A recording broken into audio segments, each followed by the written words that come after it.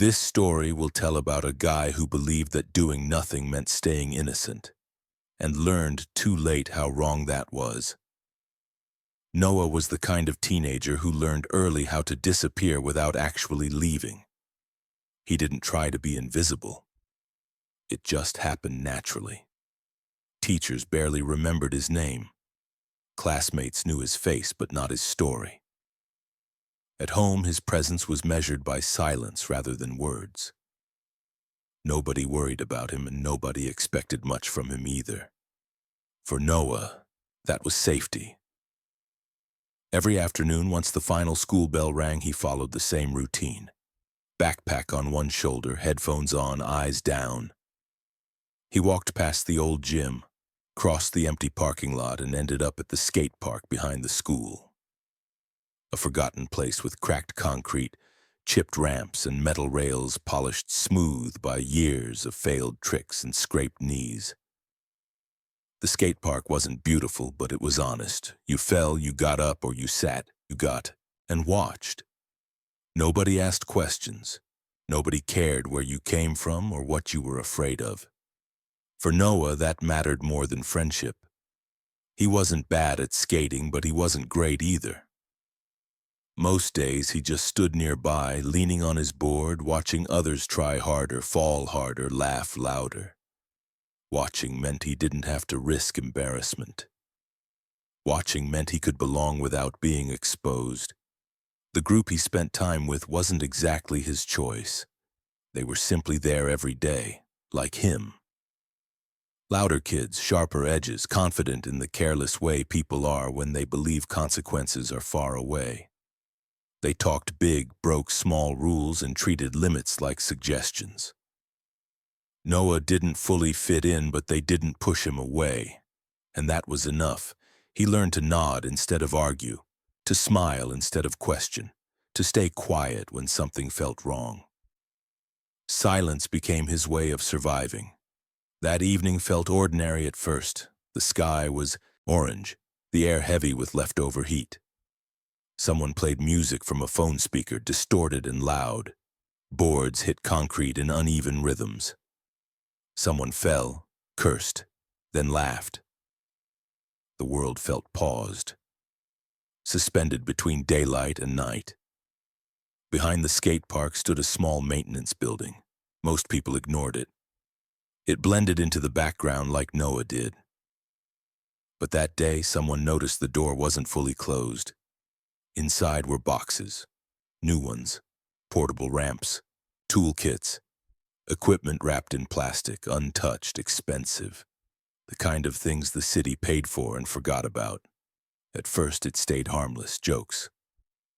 Yo, look at this. City stuff, man, they've got money. No one even checks this place. Noah felt it immediately. That quiet tightening in his chest. Not panic, not fear. Something worse. Recognition. This wasn't nothing anymore. He shifted his weight, gripping his board tighter. He told himself he should leave. He could walk home, right now. Nobody would stop him, nobody would even notice. But his feet didn't move. The idea of speaking up made his throat feel tight. Saying something meant becoming visible, becoming that guy. The one who ruins the mood, the one who doesn't belong. So he stayed. He stepped slightly back, positioning himself where he could tell himself he wasn't involved.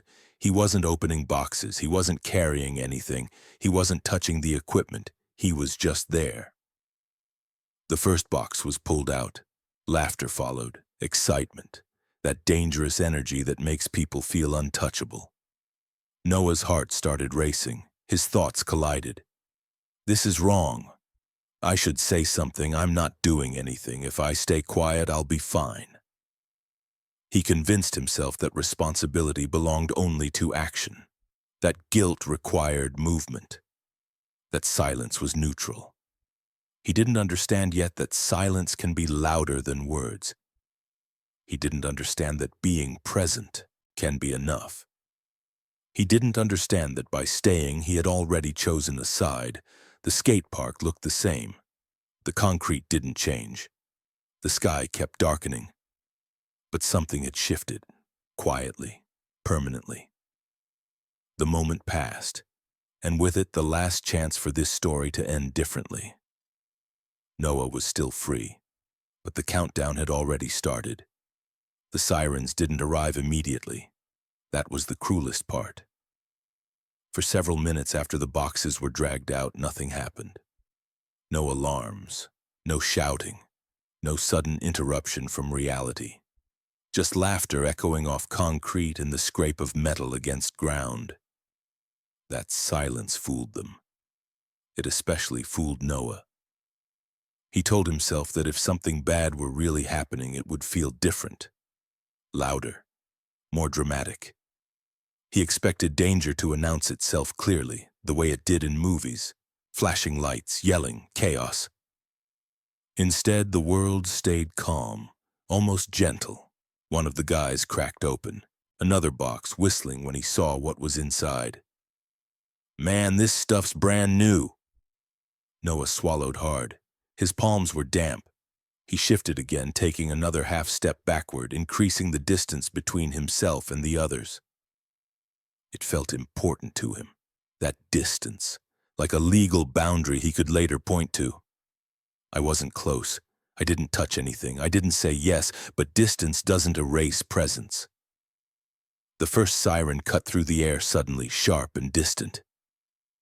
Then another, louder, closer. Everything froze. For half a second, nobody moved. That moment stretched painfully long, like the world holding its breath. "What the hell?" someone muttered. The sirens grew louder fast. Tires screeched somewhere nearby. Panic erupted instantly. Boxes were dropped. Someone cursed. Another tried to shove equipment back inside the building. It was messy, desperate, pointless. Noah's body reacted before his brain did. His heart slammed against his ribs. His hands shook. Every instinct screamed run. But his legs locked. He wasn't holding anything. He hadn't done anything. Running would make him look guilty, wouldn't it? That was the logic that trapped him. Police cars pulled up at the edge of the park, lights flashing red and blue against the darkening sky. Doors slammed. Voices shouted commands that felt too loud, too serious, too final. "Everybody stay where you are. Hands where we can see them." The group scattered anyway. Some ran, some tripped, some didn't get far. Noah raised his hands slowly, heart pounding so hard it hurt. He stood completely still, convinced that compliance would save him, that honesty would protect him. An officer approached him, eyes sharp, hand resting on his belt. "What are you doing here?" the officer asked. Noah opened his mouth, but no words came out at first. His throat felt dry, tight. I was just watching," he finally said. "I didn't take anything." The officer didn't respond immediately. He looked past Noah, at the open building, the scattered boxes, the chaos frozen mid-crime. "Turn around," the officer said. Cold metal clicked around Noah's wrists before he fully understood what was happening. The handcuffs felt unreal, heavy, final. "Wait, what?" Noah's voice cracked. "I didn't do anything." "You were present," the officer replied calmly. "That's enough." Enough! The word echoed in Noah's head as he was guided toward the police car. The world blurred around him. The skate park, his safe place, now looked hostile, unfamiliar, like it had betrayed him. He tried to explain again in the back of the car. Tried to repeat the same sentence over and over. I didn't touch anything. I was just there. I didn't know what to do." No one argued with him. No one reassured him either. At the station, time lost meaning. Bright lights, hard chairs, the smell of disinfectant and old coffee. A ticking clock that felt louder than it should have been. An officer asked questions. Noah answered honestly, desperately, believing the truth was still his way out. "Yes, I saw them. No, I didn't stop them. No, I didn't tell anyone." Each answer felt like a nail sealing something shut. When his parents arrived, their faces looked older somehow, shocked, confused, hurt in a way Noah had never seen before. His mother cried quietly. His father didn't say much at all, and that silence was worse than shouting. The charge sounded unreal when it was read out loud. Accessory to theft. Accessory. A word Noah had never imagined attached to his name. That night, lying on a narrow bench in a holding room, staring at a stained ceiling, Noah finally understood something that terrified him. The law didn't care about his intentions. It didn't care about his fear. It didn't care that he was quiet. It only cared that he was there, and that he did nothing. And tomorrow things were going to get much worse. The first night passed without sleep. Time inside the detention center did not move the way it did outside. Minutes stretched, hours collapsed, and darkness felt permanent even under harsh fluorescent lights. Noah lay on a thin mattress that smelled of disinfectant and something older, something hopeless. Every sound echoed too loudly. Footsteps in the corridor, a distant door slamming, a cough from another cell. Each noise reminded him that this place was real and that he was inside it. By morning, exhaustion had replaced panic. His body felt heavy, his thoughts slow and fogged, but fear remained, constant and sharp beneath everything else. When the guards escorted him through narrow hallways, he avoided looking at anyone. The walls felt too close. The air felt stale. Freedom already seemed like a memory rather than something he had lost just hours earlier. Processing took longer than he expected. Fingerprints, forms, numbers replacing his name. Each step stripped away another layer of who he thought he was. Student, son, kid. Those words no longer applied here. Inside these walls, everyone was the same, reduced to records and charges, judged by actions rather than intentions. When he was finally led to his assigned cell, the weight of reality settled fully on his chest. The space was small, shared, and unforgiving. Scratched walls told stories he did not want to imagine. The bed frame was cold metal. The toilet sat in the open, offering no privacy, no dignity. This was not a place designed for reflection or growth. It was designed to contain. Noah sat on the edge of the bed and stared at the floor. His mind replayed the same moment over and over again. The open door, the boxes, the decision not to leave, not to speak, not to act. He had believed that staying quiet would protect him. Instead, it had erased him. Days blended together quickly. Meals arrived at fixed times. Lights turned on and off without concern for human rhythm. Conversations echoed through walls, angry or defeated or numb. Noah learned to stay alert, to keep his head down, to move carefully. He learned that fear here was constant, not explosive.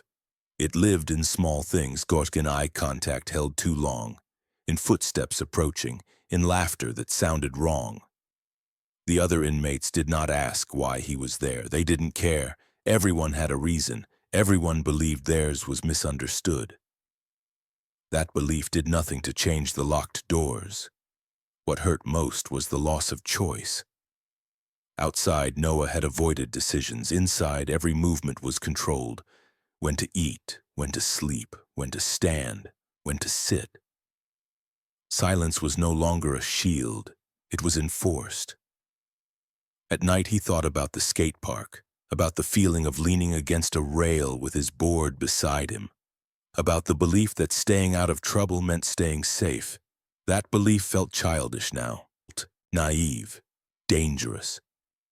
He began to understand that the world did not punish intentions. It punished outcomes. That standing near a mistake could become the mistake itself. That fear, when it stops action, does not protect innocence. It buries it. The realization settled slowly but deeply. This place was not just punishing him for being present.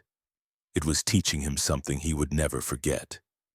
Doing nothing is never neutral.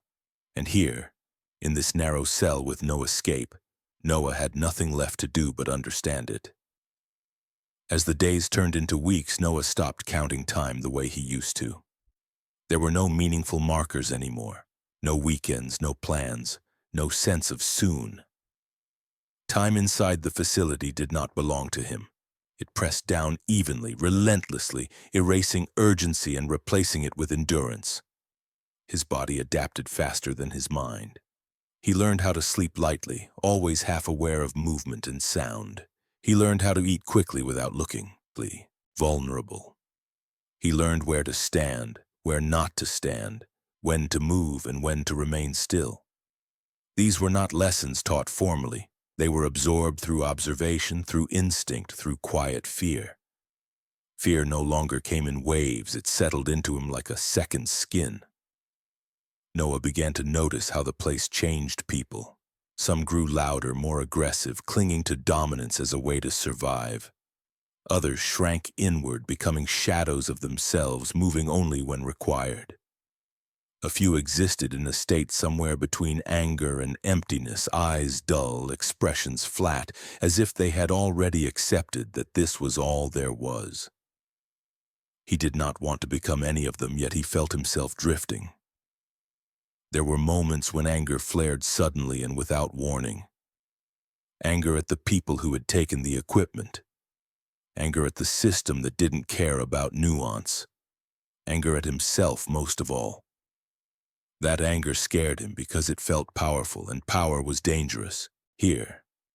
Other times, guilt consumed him completely. Not the kind that comes from doing something wrong, but the kind that comes from knowing you could have stopped something and didn't. That guilt replayed the same memory endlessly, stripping away excuses until nothing remained but truth. He had been afraid of standing out, and now he was standing out in the worst way possible. Letters from home arrived slowly. His parents tried to be supportive, but the distance was obvious. Their words felt careful, measured, like they were afraid of saying the wrong thing. Noah could sense their disappointment even when they tried to hide it. He could feel the weight he had placed on them. Legal fees, stress, sleepless nights, all because of a moment he chose silence over action. The shame of that realization hurt more than the locked doors. Inside, reputation mattered, even if no one said it out loud. People noticed who kept to themselves, who reacted quickly, who froze under pressure. Noah's quiet nature, once a form of protection, now marked him as uncertain. Uncertainty invited testing, not always openly. Sometimes it came in the form of being ignored, sometimes in being watched. He learned that weakness was not always attacked. Sometimes it was simply exploited. Yet something unexpected began to happen. In the forced stillness, with nowhere to run and nothing to distract him, Noah started thinking differently. Not about escape, but about responsibility, about choice, about how small decisions stack up until they become something unrecognizable. He realized that he had spent most of his life avoiding risk by avoiding involvement. He thought that staying on the edge kept him safe. In reality, it had left him unprepared to act when action mattered. That realization was uncomfortable. It stripped away the idea that he was simply unlucky. It forced him to accept that passivity had shaped his path just as much as recklessness shapes others. The prison did not break him quickly. It worked slowly, methodically, forcing him to confront the version of himself that existed before the walls. The boy who watched, the boy who stayed quiet, the boy who believed that morality was defined by what you didn't do. That belief could not survive here. By the end of the month, Noah no longer saw himself as a victim of circumstance. He saw himself as someone who had made a choice, not an evil one, not a malicious one, but a cowardly one. And in this place, cowardice carried weight. He did not know yet how much longer he would stay. He did not know what kind of person he would be when he left.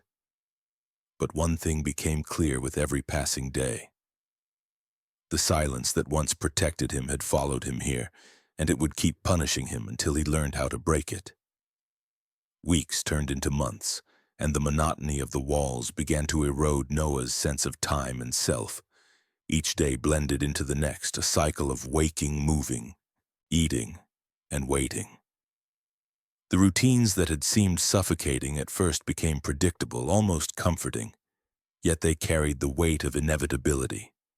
Every motion was watched, every pause scrutinized. There was no space to hide, not even from his own thoughts. And those thoughts were relentless, replaying the choices he had made, the one silent moment that had set his life on a path he could not yet navigate back from. Noah discovered quickly that survival in this environment was not just about compliance, but about awareness.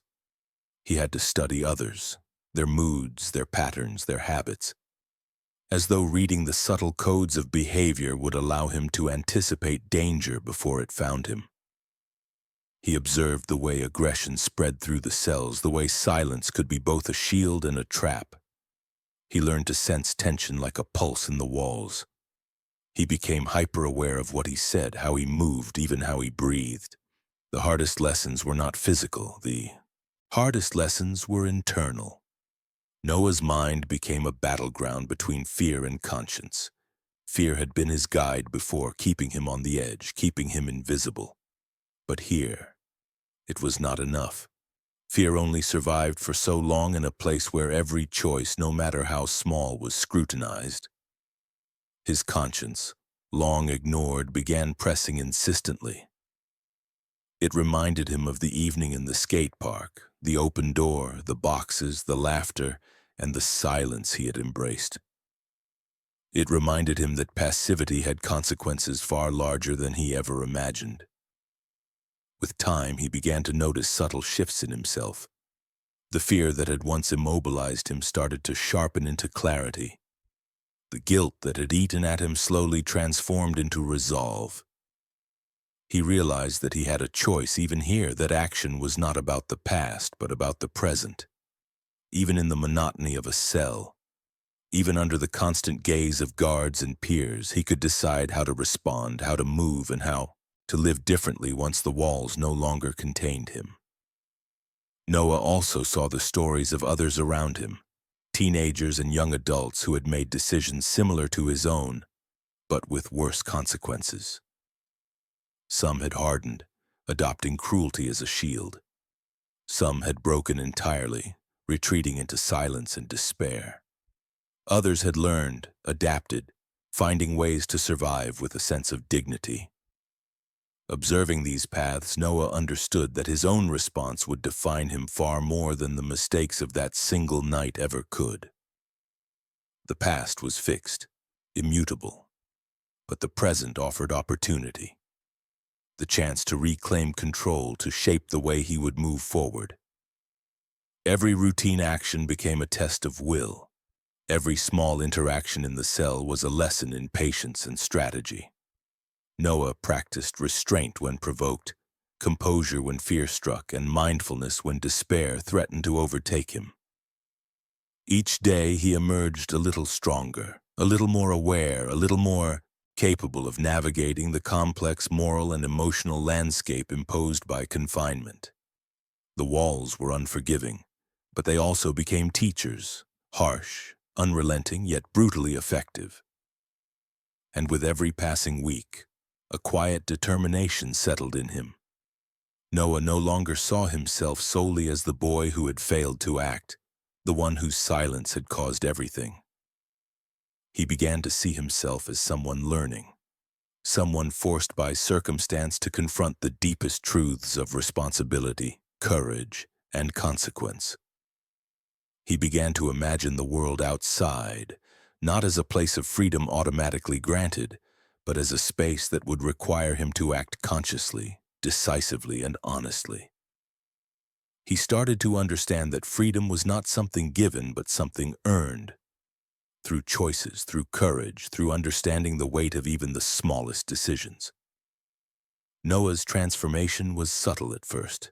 Small acts of awareness, careful observation, tiny internal victories over fear and passivity. But the change was real. He began to feel that he was no longer entirely defined by the single silent mistake. He could not erase the past, but he could shape his response to it. He could reclaim his agency.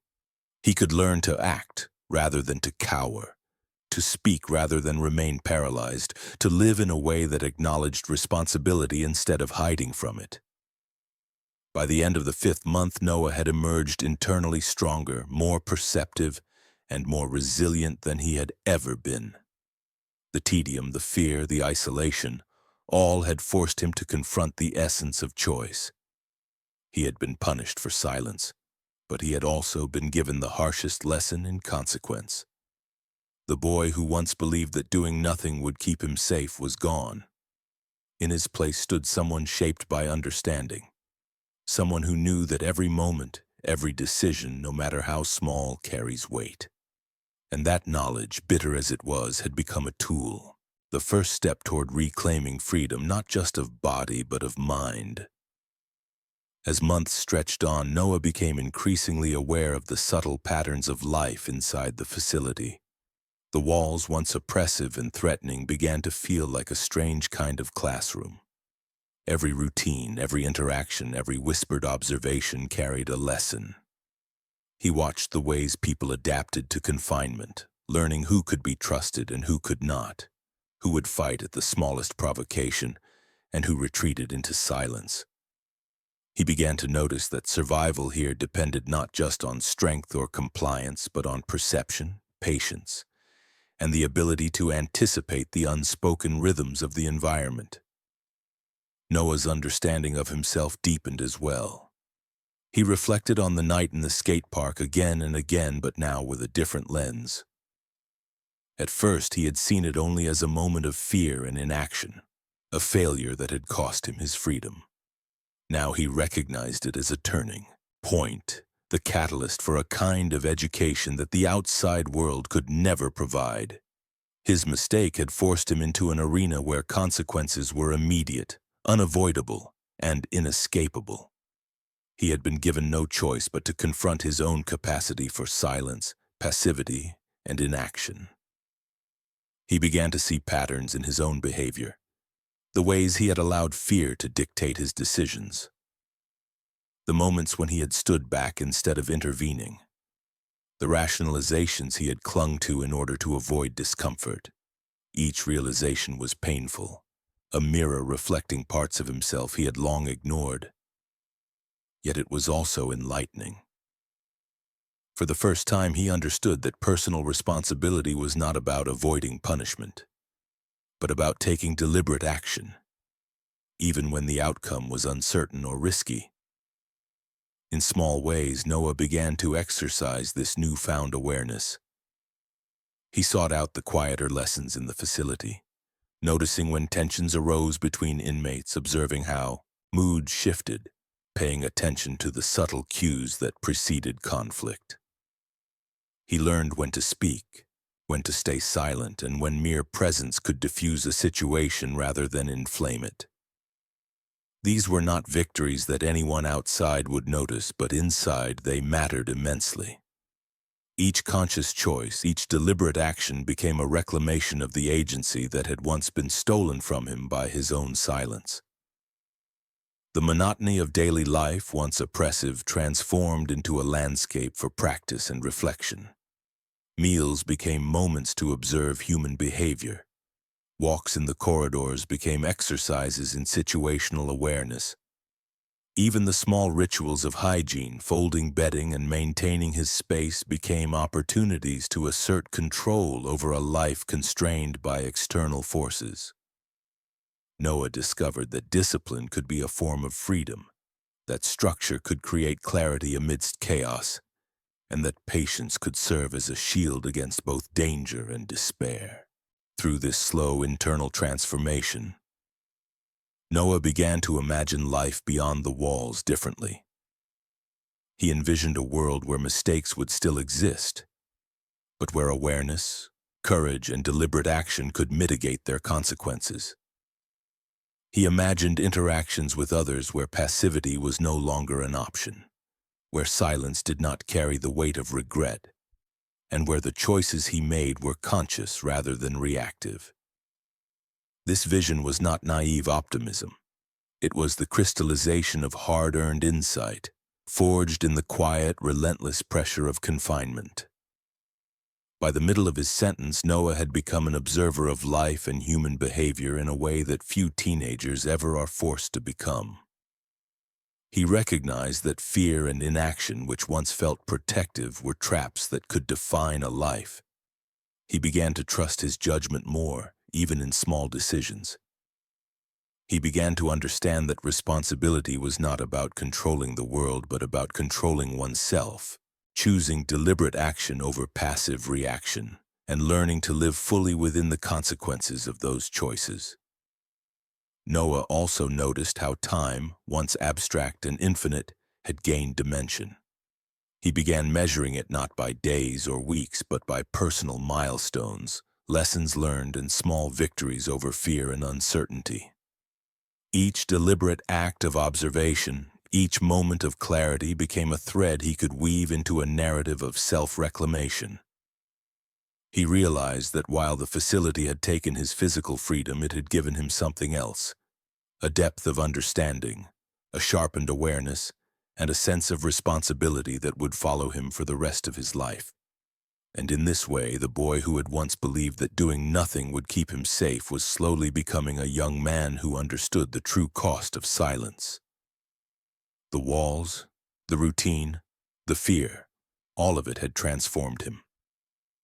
He had been shaped by the consequences of a single night, but he was beginning to shape himself in response. The moment that had seemed like the end of everything had become the starting point of a profound, difficult, and unexpected journey of growth. The day Noah walked out of the facility felt unreal. The sky was wide and open in a way it hadn't seemed before. The sun hung high, bright but not harsh, illuminating streets, buildings, and trees as though the world had waited for him to return before continuing its motion. Every step beyond the gates was heavy with anticipation and fear. Freedom was not as simple as leaving the walls behind. It carried a weight that pressed on his chest, reminding him that the lessons learned inside were not theoretical. They were permanent. He felt the eyes of strangers, of familiar faces, and of his own family, all measuring him in ways he could not fully understand. The courthouse had defined his record, his parents had carried his shame, and the world outside had moved on while he was confined. He had imagined this moment countless times during nights of sleepless reflection. But imagination had not captured the enormity of what it meant to return to life beyond confinement. Noah's mind replayed every detail of the skate park, every moment he had chosen to remain silent, every second that had led to his arrest. Those memories were no longer raw with fear, but edged with clarity. He understood now that his inaction had consequences far beyond his immediate comprehension, that legality often disregards morality, and that choice, deliberate, conscious, courageous choice, is the only form of protection that truly matters. The world outside felt chaotic in contrast to the relentless structure of the facility. Sounds were louder, more layered, more unpredictable.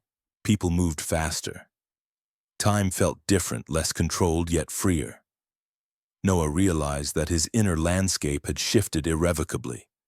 The fear that had once frozen him, that had made him believe silence was safe, had been replaced by something more enduring: awareness. He could no longer view life as something to survive passively. Each step, each encounter, each decision carried weight, and he felt the responsibility for that weight in every motion of his body. Noah returned home to the quiet, measured relief of his parents. Their expressions were tempered by caution. They were happy, but tempered by the reality that their son had been changed, shaped by circumstances that no one would ever fully understand. He carried their concern as part of his own consciousness, recognizing that the ripple effects of his choices had reached far beyond himself. His parents did not need to say it. He understood the cost of a single mistake, the fragility of trust, and the enduring impact of silence. The skate park was no longer just a place for escape. He returned there carefully, observing the ramps, the rails, the open doors, and the empty spaces with a new sense of vigilance. The lessons of confinement followed him, quietly informing every choice. He watched others not to judge or imitate, but to understand. He measured risks and consequences with a clarity born from months of enforced reflection. His presence in the world had changed, no longer merely observing, no longer hiding, no longer believing that passivity could shield him from consequences. He understood now that action, deliberate and informed, was the only path to integrity and safety. Even in mundane decisions, how he interacted with peers, how he managed responsibilities, how he navigated conflicts, Noah carried the weight of awareness. His silent mistakes had been punished, but they had also taught him lessons that could never be unlearned. He realized that fear could no longer dictate his life. Silence was no longer a shield. The memory of what had happened inside the walls remained vivid, a guidepost for his decisions, reminding him that life demanded engagement, courage, and accountability. Time moved differently. Now, months that had once seemed unbearable inside the facility were now reframed as a period of education, of self-discovery, and of hard-earned wisdom. Noah understood that mistakes are inevitable, but inaction can amplify their consequences. He had been caught, punished, and forced to confront the full scope of his choices. And through that confrontation, he had gained an understanding that would shape him for the rest of his life. As he stood at the edge of the skate park one evening, bored under his feet, looking at the familiar ramps and rails in the fading light, Noah felt a strange mixture of clarity, fear, and possibility. The past remained unchangeable, but the future was vast and open. He had survived the consequences of one silent mistake and emerged not broken but transformed. The weight of responsibility now rested in his hands, and he understood that true freedom was not merely the absence of walls, but the conscious navigation of life's choices with awareness, courage, and integrity. And while no one else might see it, Noah knew that the quiet, deliberate decision to face his own accountability, to transform fear into understanding, inaction into vigilance, and silence into conscience, had given him something far more valuable than the ordinary freedom he had once imagined. The world outside was unpredictable, unforgiving, and often unfair, but Noah had learned to move through it deliberately. He had learned to live fully aware, carrying the memory of mistakes not as chains, but as lessons. And in that awareness lay the beginning of a life rebuilt, informed, and tempered by the hard truth that silence in the wrong moment can change everything.